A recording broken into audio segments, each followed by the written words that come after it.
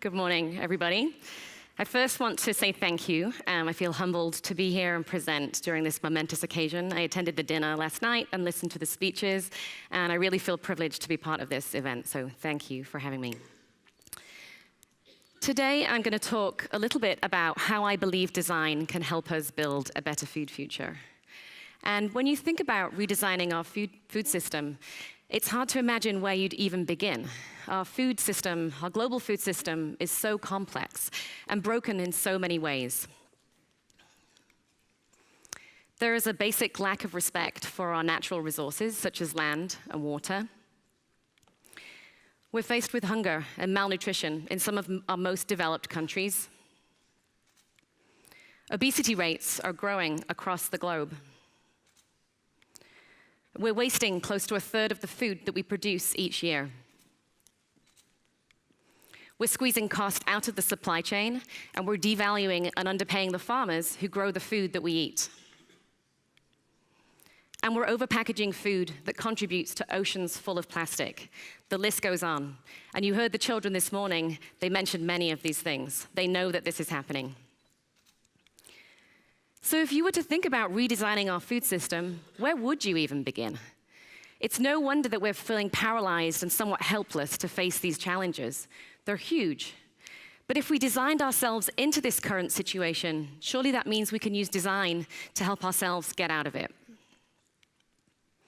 When faced with a challenge of this scale, design may not be the first tool in your toolkit that you'd turn to. But at IDEO, we believe in the power of design to help us solve large-scale, complex, systemic challenges, whether that be redesigning education systems, redesigning social justice, to redesigning the fragmentation of our food system.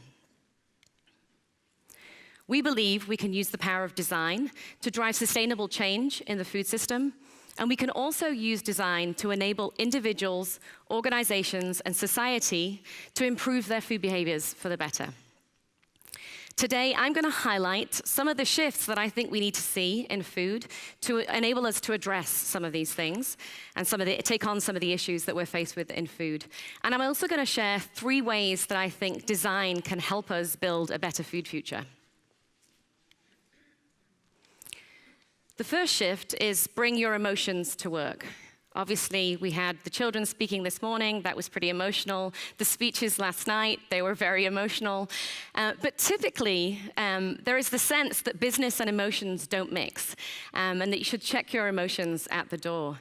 However, we've noticed how impactful it can be when emotions are allowed to drive decisions inside your organization.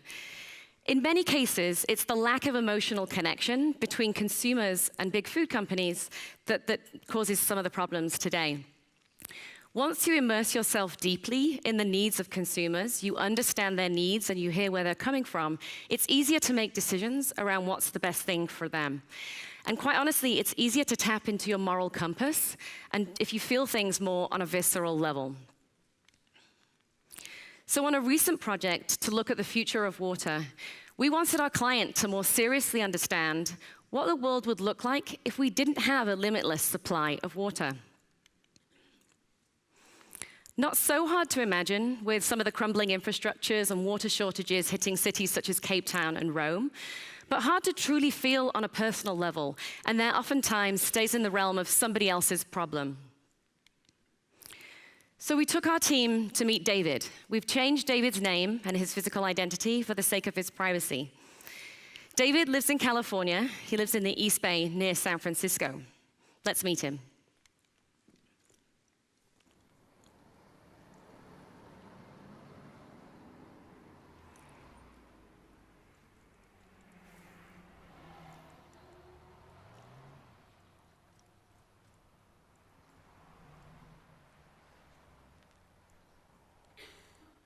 Started with a plumbing problem, which it was causing a massive leakage through some of the pipes and the faucet. Eventually I just had to decide, if you turn it off, I've gotten adapted to using lesser amounts of water. I buy bottled water every day or two, by a gallon or two or something like that.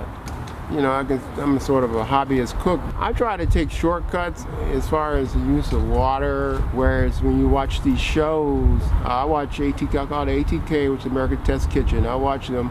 Their use of water is an ideal situation. I wouldn't say it's exactly an ideal situation because it's not exactly a luxury, it's a necessity.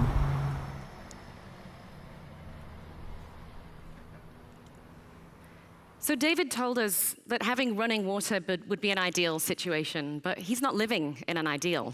His water pipes are broken. He can't afford to fix them. He's living without water. So our client cried after she met David. Before she met him, she honestly couldn't contextualize a situation like this, and she couldn't imagine how an individual would be living in these conditions. By introducing her to David, we brought an imminent water crisis to life in a way that she could feel on a personal level. When she returned to her organization, she fought like never before to bring ideas to life that took more responsibility for the infrastructural elements of a water system, as opposed to just building another product idea and putting it on shelf. By bringing her emotions to work, our client was able to imagine a life without future and to imagine the role that her organization should be playing in that future, for her then also to become an advocate for that. The next shift is about taking a more systemic approach to innovation. And this is really in order to help us get ahead of some of the technological, cultural, and societal shifts that are coming our way. With these shifts, it's very possible that we'll have to rethink our approach to growth. And we'll have to think about what the new realities of a food system are going to look like in that future. Starting in the 1980s and expanding in today, most of the successful food companies have expanded their brands and grown through geographical expansion. But a lot of those countries have either started to fight back with their own local brands, or the markets are just becoming saturated. With growth more difficult to come by, the next logical way to go is through mergers and acquisitions. And following that, the next logical way to grow is through building your own innovation capabilities. However, if you think about building those innovation capabilities, the problems that we'll be faced with in the future are going to look very different than the problems that we're faced with today. And therefore, will require us to have new tools to approach innovation, and we'll have to take a more systemic approach to it.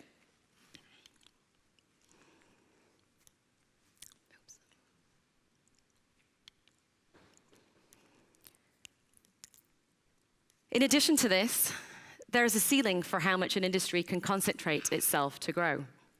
And antitrust laws are inevitable. As electricity solutions become more and more efficient, the food industry will become the leading cause of pollution. And there will be regulations put in place to address this. In addition to this, the UN projects there are 60 harvests remaining with the current topsoil practices. And the cost of ingredients will start to increase as less and less land is available. So with shifts like this, it's going to force us to rethink innovation to be less about the product and more about the system surrounding the product. It's going to be more about your partners and your suppliers' innovation pipeline, as well as your own innovation pipeline.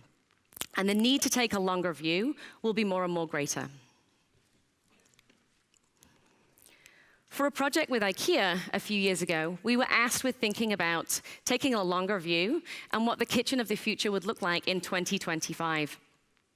We were tasked to think about what the system would look like surrounding it, and what some of those societal and cultural and technological shifts might be, and how they would impact that space.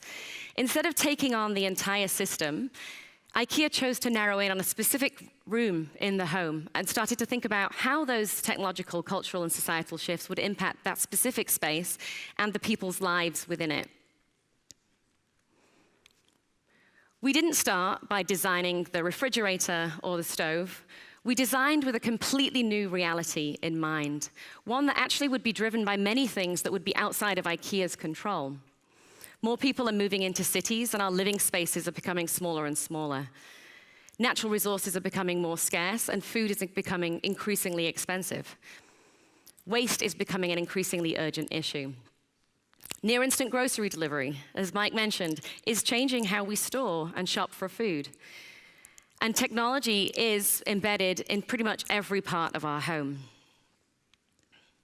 With all of these things in mind, some of the concepts we developed for the kitchen were the modern pantry, which uses induction cooling and encourages us to have a closer relationship with food by storing it outside in transparent containers instead of hiding it in the back of the fridge where we forget about our food and it goes away to die. The mindful sink, which encourages us to be more conscious around how we use water and how we're going to consume that water. It helps us choose between black water and gray water that can be used elsewhere in the home. The thoughtful disposal, which also encourages us to be more conscious around waste and where we're putting our waste. And the table for living, which is really designed to inspire people to be more creative with food and to throw away less. Despite the fact that this kitchen concept was designed for the year 2050, IKEA didn't sit around and wait for that future to come. They started working backwards from that timeline and started to think about what some of the cultural and technological and societal shifts were and how they could think about those to apply to near-term ideas. Because of this, a lot of the ideas that they've launched very recently are driven by systemic approaches to innovation and start to take some of these shifts into account. In addition to this, IKEA wanted to make this vision very public. So they weren't overly concerned about IP. They really wanted to make this public and open source to everybody. And their thinking was that by doing so, they would inspire their partners and their product developers to think longer term, as well as thinking about how it might impact the overall system, as opposed to just their little piece of it. By taking a systemic approach to innovation, IKEA was able to lead the way, to future-proof themselves and turn challenges into opportunities. The final shift I'd like to suggest is to collaborate with your competitors. So through our work, we've noticed that large organizations are often siloed inside those organizations. It's oftentimes hard to collaborate between the different functions. But beyond that, IP drives so many decisions that it's hard to ever imagine collaborating with your competitors. But a lot of the issues we're faced with in food right now are not the responsibility of a single organization. They're complex, they're nuanced, and they're systemic. And they have to be addressed at the ecosystem level in order to affect real change. In our work, we've been using design to build new shared futures that move the conversation from an abstract place into something much more tangible that can be shared and acted upon collaboratively. CoLab is our platform for collaborative impact. Last year, we hosted our first Circular Economy of Food CoLab. It was an effort that brought together multiple stakeholders in the world of food to think about how we might design waste out of all aspects of the supply chain. We hosted a 3-day sprint, and we brought together all of those competitors to work on some of the biggest issues that we're facing in food. I'm excited to say that Danone was the first member to join our Circular Economy of Food CoLab. Danone took that first leap of faith, and it then inspired 6 other members to join the CoLab. I'm going to share a short video that captures the event. We're here to take a very audacious but also very intangible concept of circular economy. We're trying to take that to the next level and actually make it much more tangible and concrete. It has been an extraordinary week.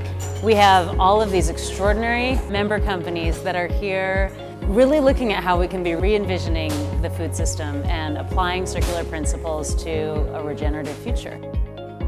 Circularity is so closely linked with innovation, and it's innovation that's the path forward for us as we face really daunting challenges in every aspect of our economy. The huge light bulb was the build a prototype.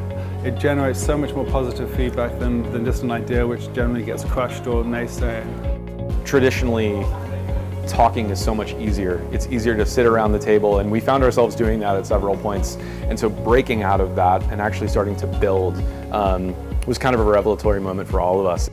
The experience has been really intense and really energizing, and I think really eye-opening, and it sounds a bit like a cliche maybe to say that, but I think that the fact that so many of us spend a lot of our time thinking through these systemic problems, but we do so in our own companies or in our own organizations, and I think the beauty of this is that we're coming together with different companies, different participants, different skill sets to together co-create basically a solution. I think there are very few and special opportunities that you can have to do that.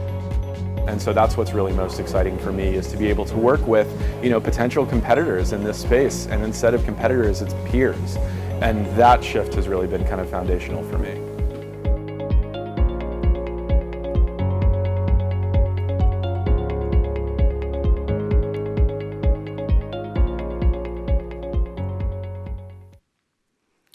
So over the course of 3 days, the teams created prototypes that spanned circular food delivery to new ways of handling trash, circular food packaging, and circular ways for companies to source ingredients, just to name a few. Remember, these concepts were created by competitors working together in tandem, not apart. But the prototypes really were just the beginning. They offered something to react to. They offered a concrete place for a conversation to start. And they offered something that could be developed further between the partner companies. Some of these concepts have been taken on by Danone and other partners for further testing and development. So by collaborating with competitors, our members were able to start taking tangible steps towards a shared future. So in summary, some of the shifts that I think need to happen for us to see real change in food. Bring your emotions to work. Human-centered design will enable you to connect with consumers and drive your business financially, emotionally, and morally. Take a systemic approach to innovation. Use the power of design to create tangible future visions that can become beacons of change that help you drive towards that new future inside your organization. And then finally, collaborate with your competitors. The design process can break down walls, bring people together to collaborate on issues that sit beyond the walls of a single organization. The food system is honestly ripe for innovation, and it desperately needs our help. So if we can all start to adopt some of these shifts in our lives and work, I'm sure it will enable us to create a better food future together. Thank you.